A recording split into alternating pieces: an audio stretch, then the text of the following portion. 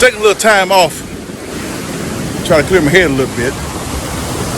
You never know how clogged your mind can be until you get to a place of, easy going.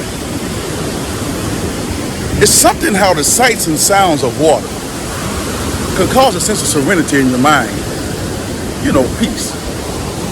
But it's also something how the same water can produce sights and sounds that can cause some disruptions in your mind for the peace that you already obtained.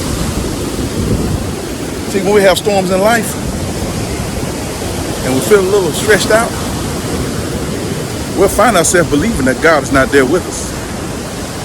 And we'll have a little distrust in him and not think that he's caring.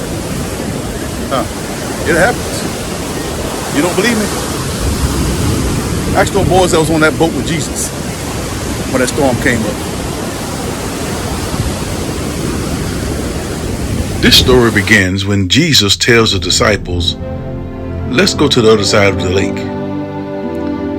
During the trip, Jesus becomes a little tired and decides to lay down and take a nap.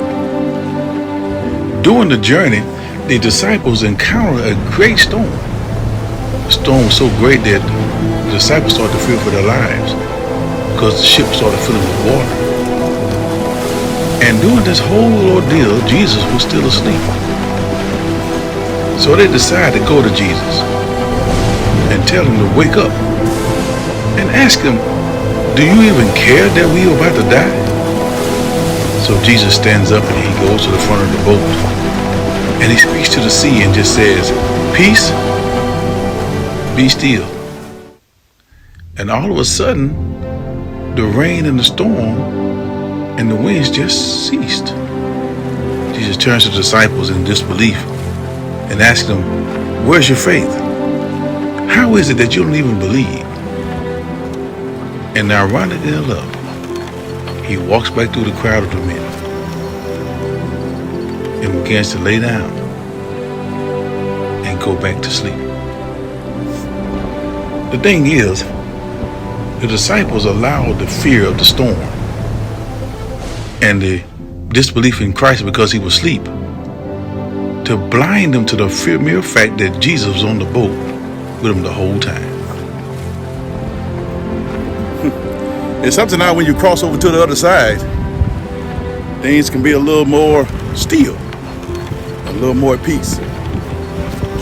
See, when storms come in your life, just remember that Jesus is on board with you. Never think that he's left you. Never think he's forsaken you.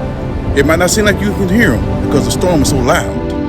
You might not feel like you can feel him because the wind is so strong. But just remember this, God is always there no matter how bad the storm may be.